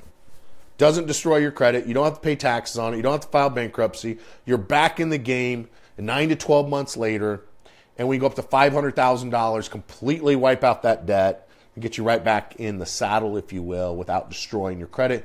And you pay us 1/3, essentially 1/3 of what you would pay the creditors. Sometimes you pay 100% less than what you pay the creditors with interest, and it doesn't destroy your credit. So if you got a bunch of credit card debt, at least $15,000, we can help you. Recently, I took a guy who's got $200,000 in credit card debt. His minimum payments are $6,000 a month. We took him down to $1,500 a month in 3 years. So he pays us, that money for 3 years versus $6,000 for 20 years. 0% interest, doesn't destroy your credit. Will it hurt your credit? Yes. You're going to get some late payments along the way, but we clean it up afterwards. So it's short term. Short term bad credit for long term financial freedom and long term good credit. Right? If you left your job and you have no savings, my question is, why would you leave a job if you can't make your bills and you have no savings? That doesn't make sense to me. Now, if you lost your job, I totally get that. But I've left many jobs, but I always had a job lined up before I left the previous job, right? I've gone one day since I was 15 years old, one day in 32 years without having a job. One day. I was a garbage man for 5 years. All right, always have a better job or always have another job before you quit the job you have, right? Don't just quit a job. If you got to become a garbage man, you got to become a garbage man. That's how I went. One of the ways I become a fireman was because I was a garbage man. And I picked up the chief of the fire department's garbage for 5 years, which I got an in when they were getting ready to hire. And if I wasn't a garbage man, I probably would have never got hired by Littleton Fire. I probably wouldn't be sitting here right now with you. But I was willing to get dirty and do whatever it takes to feed my family and move forward, right? So don't ever quit your job unless you got something else lined up. Best way to build small business credit. Justin, that's a great question. Let me ask you, what is the definition of a small business? Do you know what the government version or definition of a small business is? The government's version, U.S. Department of Labor's version of a small business or definition of a small business is any business with less than 500 employees. That's a big freaking company if you ask me. You'd be doing $100 million a year. We will be doing $100 million a year and never hit 500 employees. But according to U.S. Department of Labor, or this government thing, we're going to be considered a small business. Doing $100 million a year in business, but because we got less than 500 employees, we're a small business. So I'd say best way to build business credit, not small business, because most likely you'll always be a small business according to the government. It won't be until you got 501 and over $50 million in revenue before you become a big business, right? Best way to build small business. Office Depot, Staples, Lowe's, Home Depot, Pitney Bowes, Gepler's, Granger, Uline, Print Country, Mail, hotmails.com, any of these vendor accounts, anywhere you can get credit, 30-day pay on 30-day pay on receipt of invoice, 7-day programs, any of those business credit, things like that, the vendor credit, that's the way to build it, right? You can't just start out with this. You can if you have good personal credit. But if all you have is business credit and poor personal credit, you don't just get this one. You start with Pitney Bowes. You start with Uline. You start with Granger. You start with Quill.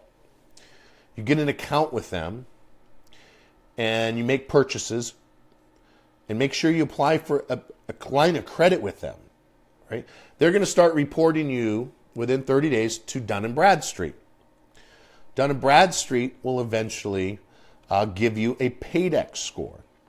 Once you hit 80 Paydex and you have 5 vendors, Pitney Bowes, Uline, Gepler, Granger, Quill, 5, you then can apply for business credit. Then you can apply for corporate credit. All right, so the next one would be Office Depot. You start with Granger, Quill, Gepler's, Pitney Bowes. Then you go to Lowe's, Walmart, Sam's Club, Home Depot, Office Depot, Staples, Amex, and you get a business card. Then you go to corporate cards. But it's step by step by step. Most people start here and they want to go here and they want to skip everything in the middle. And that's when they screw it up. See, when you get denied for business credit, they never tell you why. And you just keep doing the same mistake over and over and over and over again. And they just keep saying no, no, no, no, no. They don't have to tell you why. There is no Fair Credit Reporting Act for business. They can decline you for any reason, not tell you why. Step by step by step by step. All right? Let's see if there's any more questions. Justin just became LLC plumbing company, 6 employees. Cool. That's cool. Was that the same person that said you just quit your job? You have no money? No, that was someone else. Sorry. Best way to build credit and wealth. Great question. Best way to build credit. This is gonna sound crazy, right? Pay your bills on time. Right? Now, I'm not being a smart ass, but you asked me the best way to build credit. The best way is to pay your bills on time and get 3 credit cards and keep them open at all time. That's the best way to do it. Pay your bills over time, you'll have great credit. Now, in all seriousness, you need to get credit cards. You need to manage those credit cards, keep them below 10%, and pay your bills on time. That's really important, to pay your bills on time. Business credit, unlike personal credit, you don't get a grace period. You don't get a grace period. So with personal credit, you basically get 30 to 60 days. This is due on, I don't know, the 12th. I don't know because it's set up through automatic. It pays the payment automatically for me. But let's say it's the 12th. As long as I pay this by the 11th, generally by the 11th of the following month, they're not going to report me late. They may not. But technically, you got a 30 to 60 day window. Business credit, this card, is due on the 2nd. Guess when it's late? The 3rd at 12:01 a.m. There is no grace period on business or corporate credit. There is on personal credit, but not corporate. If your payment is due on the 2nd, they better have it cashed by the 2nd. Otherwise, you're going to be late. That's a disadvantage of business credit. No grace period. No fooling around. No second chances. And when you dick it up and you screw up your business credit, you can't fix it. You can't fix it. You got to start all over. Or you just live with your shitty business credit now because you paid on the 3rd.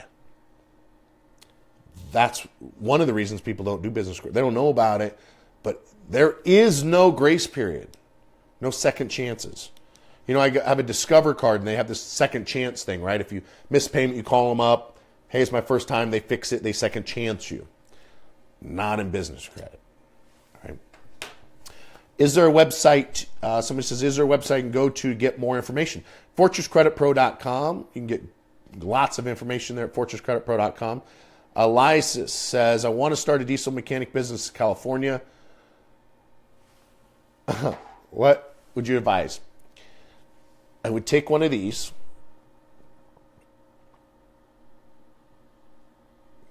Never mind. You want to start a business in California? Have you lost your mind? Literally, I'm being dead serious. Why would you ever want to start a business in California? It's been ranked the worst place to own a business 12 years in a row. I think North Korea would be a better place to have a business than California, because at least you know what's going to happen. They're just going to take everything from you. China would be a better place to have a business, because at least you can take it out of China and not pay taxes on it. California is the worst place you could ever live, ever want to have a business. Yeah, they have sunshine. But you could come somewhere else and get sunshine and go vacation anytime you want and be able to afford it and write it off if you did some business out there, which I would never do business in California. But for some reason, your comment got cut off because it's on my phone. But I wouldn't start a business in California. Man, unless you have to live there. I mean, a diesel mechanic, you can go anywhere. Why would you want to give them 15 to 20% of your income? Why would you want to pay the property tax? And as an owner, did you know you can't ask your potential employee if they have a criminal background? Do you really want to hire felons, rapists, murderers, thieves? That's what's going to happen. That's where all of the felons are going, because they can vote there. They don't have to prove. They can be a sex offender, go to work at a daycare. Employers in California can no longer have on the application, have you been convicted of a crime? Are you here legally? They can't do that. Now think about that. Would you, as a diesel mechanic business owner, want a child molester working for you? Or a thief? Or a murderer? Or a drug dealer? Right? And then when you find out they are, you probably can't fire them. And if you do fire them, you probably get sued and lose everything. So I would start a diesel mechanic business, just not in California. Go somewhere else. There's nice places out there, right? I digressed a little bit, didn't I? Corporate credit. On a business credit, what's the first business credit card? Jared, that's a good question. Remember, you got to start with Wave 1 vendors.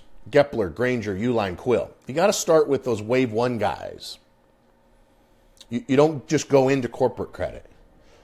Now, let me say this. You can just go into corporate credit. So if you just started a business and you want to get one of these bad boys, you can do it. But you're going to do a personal guarantee. I don't have a personal guarantee on this. My social security number is not attached to this. It is on this blue one because it's personal. My social is not on this card. This is strictly a business credit card. No personal guarantee. So the best business card to get, if you have great credit, would American Express Platinum. It depends on what you want. If you want this Black Centurion card, you got to start with a Platinum unless you got a whole bunch of money. But there's lots of cards out there. The Chase Sapphire. Here's the thing with business credit. There's lots of cards out there. They don't generally give you the rewards. So if you're really wanting the travel and the cash back, get a Chase card, man. Get a Chase Freedom. Chase Sapphire rewards, the platinum. Get a black card from Citi. Great rewards, right? So it just depends on what you're doing. What I'm doing is I can get into over 1,000 clubs at airlines with this card. I can get into several hundred with this one. But occasionally I fly with Delta, and there's like, for example, in Atlanta, Delta owns that place, right? Well, I don't have a Delta card. So my next credit card that I'm going to get for my business is a Delta card. Why? So I don't have to walk across the whole damn airport and get in the subway train to go sit at a club while I'm doing my layover. Now, I don't know if you know about clubs at airports, but they're member only, free booze, free food, free entertainment. Some of them have beds, some have showers, some have movie theaters, some have gyms. And instead of you sitting out there with everybody else, you can go to these clubs and your 2-hour layover, 12-hour layover is not so miserable. When I was in China, I think we had a 12-hour layover. I took a shower. I sat in a big recliner. I watched a movie in the movie theater. It was pretty sweet, right? I had food, just 24 hours a day, food, booze, anything you want. Actually, in China, there wasn't booze. I don't think, maybe there was. I don't remember. I don't think there was in China. But most of the places, they do have it. Okay. So the best business card, it really depends on what you want and what your personal credit, and if you're willing to do a personal guarantee. Who's Tai Lopez? You don't want to know.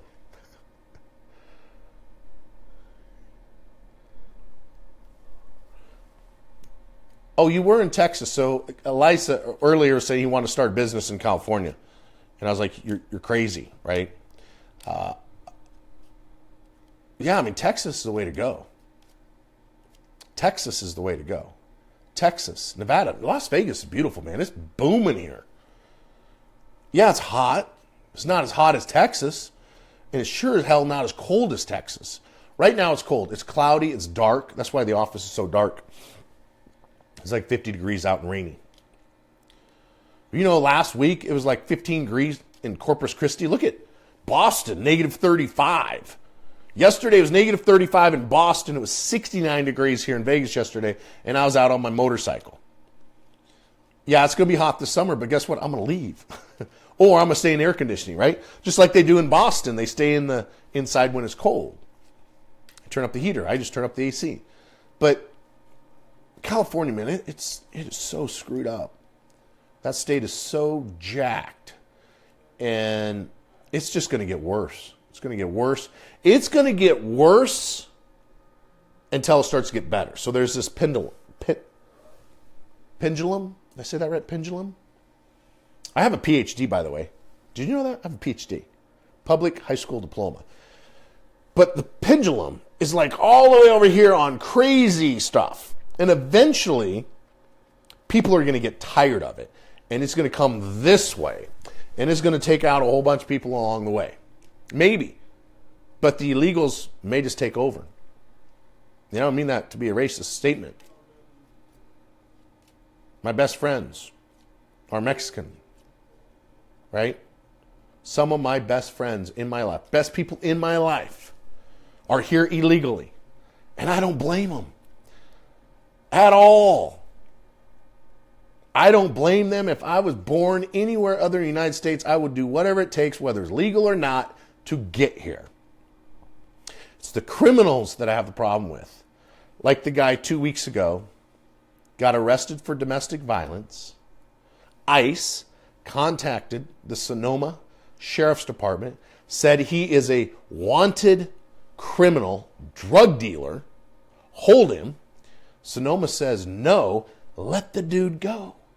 What's he do? He goes home and kills his girlfriend because she got him arrested. And if they would have just kept him. This is not the San Francisco case. This is another case. This just happened 2 weeks ago. Not the one that they just pardoned, right? That the city paid for his defense. Gangbanger, murderer, murdered a U.S. citizen, and is freed, let go. They're doing the same thing as Sonoma right now. I digress. Make it your hobby for proof, not a business. Yeah, I think you're talking about making a business a hobby. Little proof. Right? Make it your hobby for a little proof. I don't know what that means. I thought you were saying turn your hobby into a business. Make your, like my friend Joel Bauer says, turn your passion into a profit. Not sure what that means. Make it your hobby for a little proof. I don't know what that means. Want to start a business in Connecticut? Okay, cool. Florida? Sure. It's about up to leave California. Only reason I'm here for my son. Yeah. I mean, I know that's about the only reason that people stay is for their kids. I have a friend right now that has a house in Laguna Beach, and he's staying for his daughter. But we asked him the other day, I was like, really? Is your daughter having her friends there worth $25 million a year to you? And he's like, well, I don't know. Is there some reason that you can't take your son to Texas? I mean, if he's a senior in high school, maybe, or junior in high school, but if he's in grade school or middle school, man, take him to Texas, take him somewhere else where the way of life is just so much better. But then you get a credit card to open a corner store. Do I think you can get a credit card to open a corner store? No, but I think you could get an SBA loan. You could probably get a loan to open the store, but I don't think you can get a credit card to open the store. But where should I start an insurance business? I don't know. It's funny watching the counter how many people are live when I start talking about the illegals and murdering people. It just like dropped in half. So I guess they didn't like that. Oh well. I'm not doing paid advertising, right? Just started a company, $239,000 in contracts for 24 months.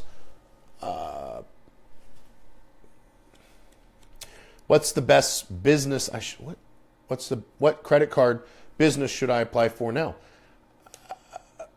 I don't know. Do you have business credit now, Jared? You got to start with wave one vendors unless you have good personal credit and you're willing to do a personal guarantee. You got to start with wave one vendors, which if you have a business, there's lots of wave one vendors that you're probably already buying from. You just didn't know to have them report to Dun & Bradstreet. It's really what you want. I mean, if you want cash back, you go Chase or Discover. If you want free first class and free travel, hotels, car rentals, you go this card or some of the other cards, right? So it really depends on what you want. If you're a new business, I would say go with the Discover or Chase because you get up to 5% cash back that you just put back into the business. Hopefully that helps. Can you help with this, sir? Landscaping, snow plowing. Oh, cool. I used to do snow plowing when I lived in Colorado. I had a snow plowing business. All my trucks had snow plows. I'd take my girls. I actually liked it because, I just play books all night long. Books, personal development CDs. I was just constantly learning. So I'd plow for 8 hours and I'm in my truck, automotive university, right? And just digesting all these books. And I still do it today in my truck. Where should I start a home and auto insurance business? Asking for more. Where do you want to live, Andy? The only thing I would tell you, my opinion is this. Not California and not New York. All right? That's it. I will just tell you what the number one state that's voted 12 years in a row, now it's going to be 13 years in a row, worst place to have a business, California. Number 2, New York. Number 3, New Jersey. Number 4, Illinois or Chicago, right? California and New York have always been in the top 1 and top 2 places for the worst places to have a business. Stay away from them. Just because of taxes, regulations, nanny state. I mean, I'll give you a great example. I have a house in Lake Tahoe, Nevada side, 4 miles from the border. I have friends that live on the California side. It is $1,000 fine if they're caught sitting in their hot tub after 10 p.m. if it's a rental property. Let that sink in for a little bit. I, on the Nevada side, 4 miles away, can sit in my hot tub 24 hours a day. If I go to California and I go to my friend's house, $1,000 fine for sitting in the hot tub after 10 p.m. That's the difference between California and Nevada. That's why I say it's not a great place to start a business. And then there's even all kind of crazy stuff you got to do as a business owner. You don't want to do stuff. Stay away from California. My personal opinion. Quill Granger. Jared Collins, you said Quill Granger. Quill, Quill, or Granger. Granger. Uline, Gepler's, Pitney Bowes, Print Country. You have an IN. Oh, you got 798. Yeah, man, you start. You got to get your Wave 1 vendors, get some credit cards. Here's the thing. People always want to get these cards with no personal guarantees in case their business ever fails. They don't want to get an Office Depot card because they got to do a personal guarantee. But you got to move up step by step by step. Office Depot is step 2, right? Inside multiple steps. People are like, I don't want to do personal guarantee. Dude, don't bankrupt yourself over a packet of paper. Pay your damn Office Depot card off, right? Yeah, it's got a personal guarantee, but just don't go buy $15,000 worth of paper. Instead, buy one ream of paper a month. Or buy a box of paper for $5. Or a pen. Or paper clips. Or whatever. Thumb tabs. I don't care. Something.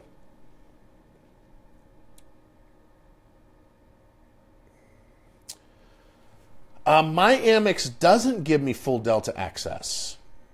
So, Alin Cuts, you say that Amex gives it? They're the Delta Amex, but not this guy. The only time I can get in the Delta clubs is if I'm flying Delta. And usually I don't. I usually fly American. But when I fly Delta, I can get in those clubs. But I'm talking about I want the Delta card so when I'm not flying Delta and it's on that concourse that I'm at, then I can just go into the Delta club. But the Delta Amex card does give me access, but not, this is just a general, this is not an airlines card. This one is an airlines card. This is why I get into American Airlines.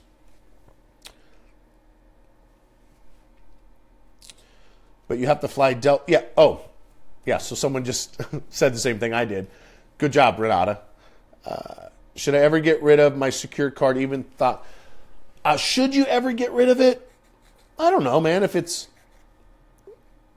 you really need the $100, I mean, it depends on how much you owe them. If it's $100, $200, $300, it's probably not worth it. If it's $1,000, $3,000, $5,000, well, it's probably worth to get your cash. But I personally would not close an old secured card that has $100, $200, $300. But I don't know your finances. All right? If it's $300 and you still have poor credit, don't close it because it's going to cost you more than that. If it's $300 and you're in the 740 or higher range, man, close it out, get your money, go something else, right? Just depends on what your financial situation is.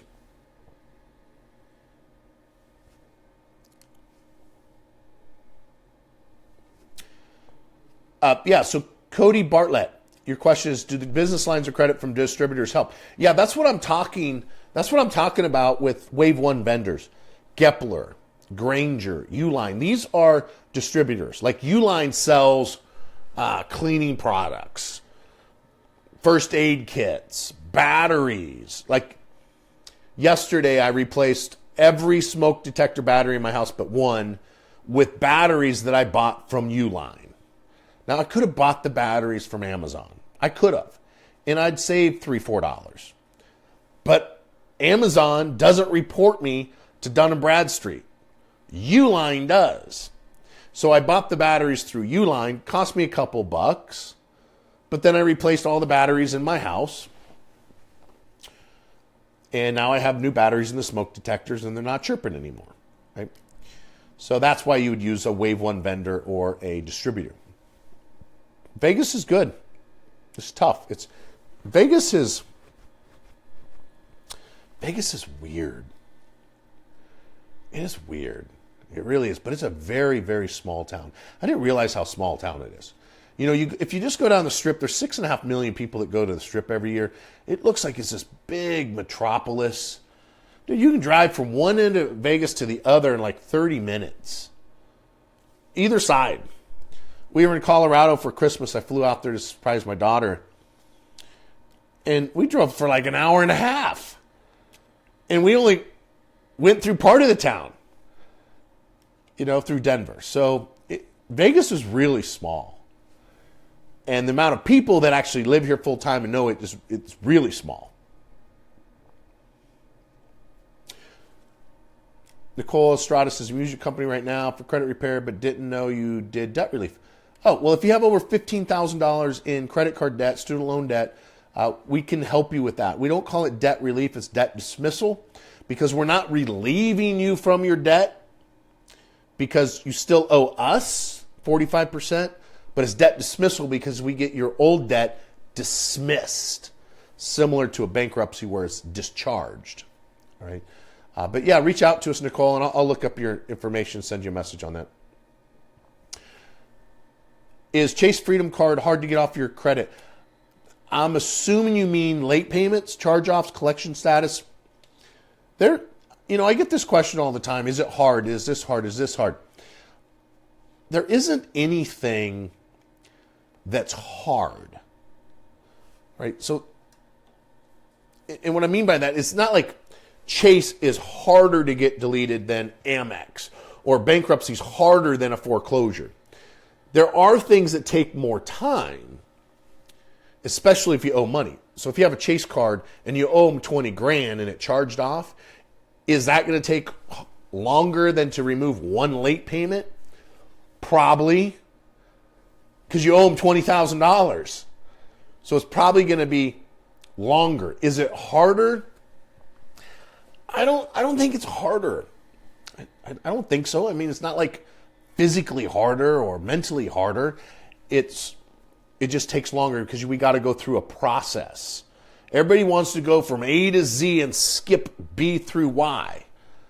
And in credit repair and business credit, you have to go through that process. Similar to where, you know, if you wrecked your car or if you had a health issue, you got to go through those steps. You can't just go from A to Z and skip everything in between. There are companies that say they can. There are companies that actually do. There are companies that actually skip B through Y and go A to Z. They don't last very long, though. And they always end up in prison. Because you can do it. You can get $3 million in credit cards if you're willing to break the law. But I'm not. And I don't think you are either.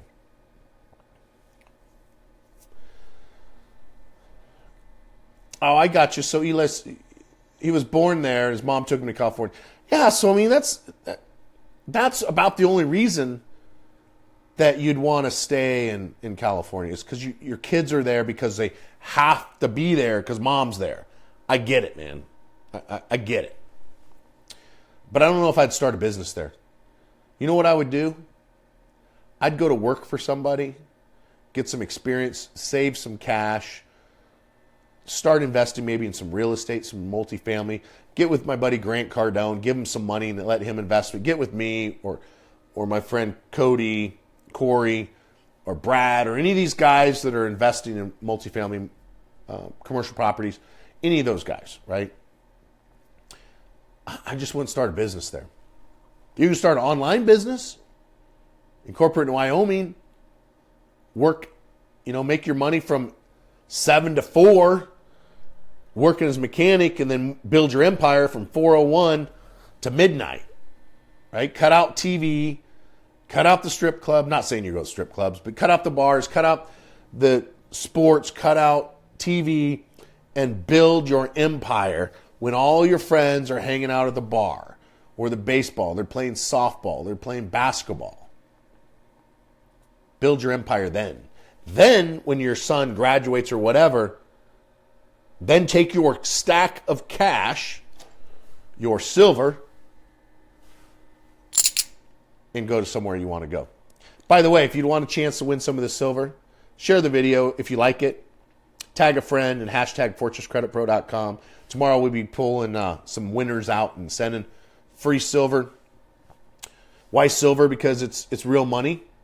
You know, that freedom, that's a freedom coin there. People ask why silver, why not gift cards?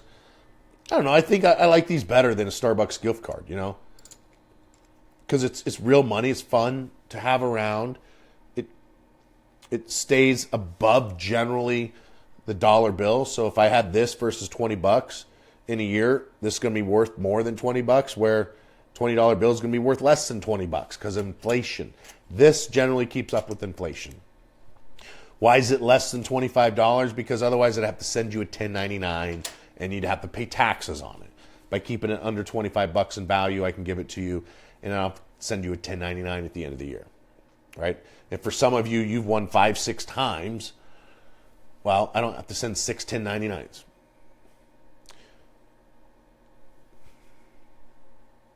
Cool. So Dave Sweeney says he went from a 540 to a 700 using secured cards. Bingo. Exactly. Right? How does dismissal option affect your credit? Oh, on the debt dismissal, you're going to have damage credit for about 6 to 9 months. So they're going to report you late, even though we are making the payments. So it's a long, complicated thing, but essentially you assign the debt to us. We start making the monthly payments for you. They report you late. They report you as a charge-off, even though we're making the payments the whole time. It's just the right hand doesn't know what the left hand's getting the money. We send it to the left hand, not the right hand. So the right hand reports you late. The left hand doesn't correct it, and they essentially break some federal and state laws out there. And then that's how we get the debt dismissed, because they're breaking the law. Looking to be clear on my credit and house tips. I'm looking to clear up my credit and get a house. Any tips? I have about 11,000 in charge-offs. Yeah, fortresscreditpro.com. Dylan, great question. Go to fortresscreditpro.com. Sign up for a free consultation. If we can't help you, you're not paying us, right? So fortresscreditpro.com. That's cool, David. Build an empire for your son, right? Can I go to the strip club and sit behind someone with money and invest the difference? Sure. Why not? And write off the cover charge to get in, right? Oh, I know. You know, I gave out a bunch of holiday rounds at Christmas time. I did. And you know what people liked more? Was like the 3-headed pit bull, or this lady that was holding some dude's head, right, with the nuclear bomb. They wanted that stuff more than they wanted the Christmas tree stuff. So I stopped giving away the Christmas tree stuff, and I gave out all of the end of the world ones. Man, I don't know how it works in the UK, if you're a U.S. citizen or not. I know we have clients in the UK, but they have U.S. Social Security numbers. I know there is credit repair laws in Europe, Australia, and Canada. People always ask me about Canada and starting a business in Canada, and I always have to say, man, there's more people in California than all of Canada, right? So I'd rather spend my money in the States knowing the laws versus trying to figure it out in the UK. But I know there is options in the UK. I personally don't know what they are. Great question, though. Okay, looks like that's all the questions. I got to get back to work. I sure hope that you enjoyed this as much as I did. I had a total blast. I always have a great time doing this. So I hope that not only is it entertaining, but I hope it's educational, and I hope that you got something out of it. I appreciate the fact that you're here watching this video. I know it's long, and I really appreciate it.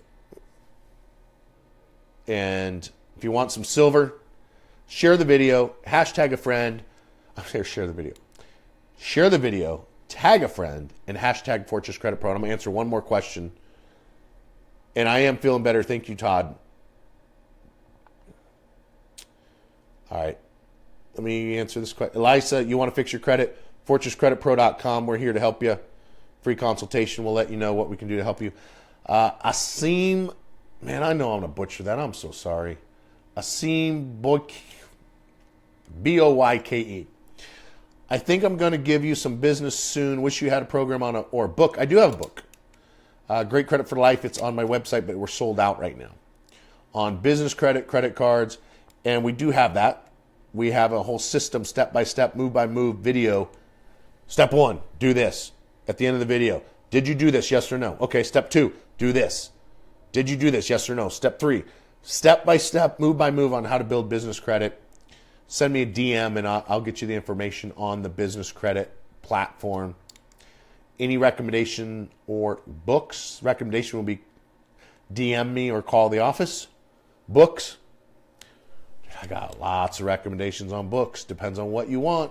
My favorite financial book would be The Richest Man in Babylon. You can read it in an hour. And then it depends on what else you want for books. I mean, personal development, business credit, personal credit, finances, taxes, real estate investing, being a dad, being a mom. I don't know what you mean, but my favorite financial book is Richest Man in Babylon.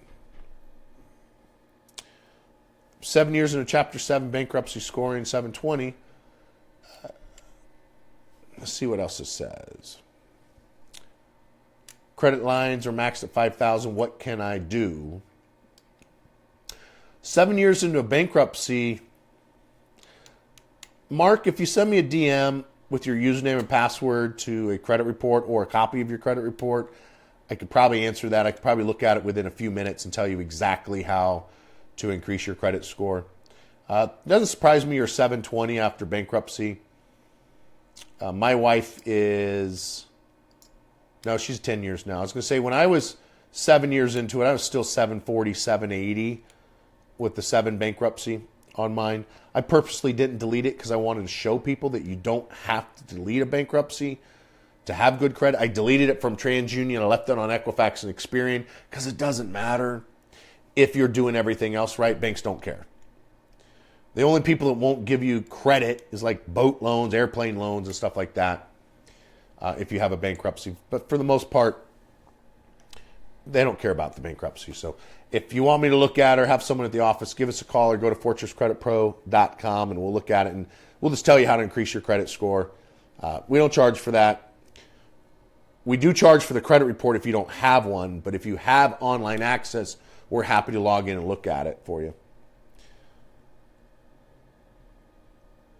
How do LLCs compare to credit cards when it comes to the P? I think you mean scores. How do lines of credit compare to credit cards? They are the same if they're on your personal. They're showing up as revolving line of credit, which is, that's all this is. This is a revolving line of credit. So if you have a line of credit, home equity line of credit, same thing as far as utilization rate. They're bad.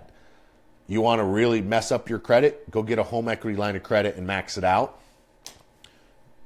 Totally will screw up your credit score.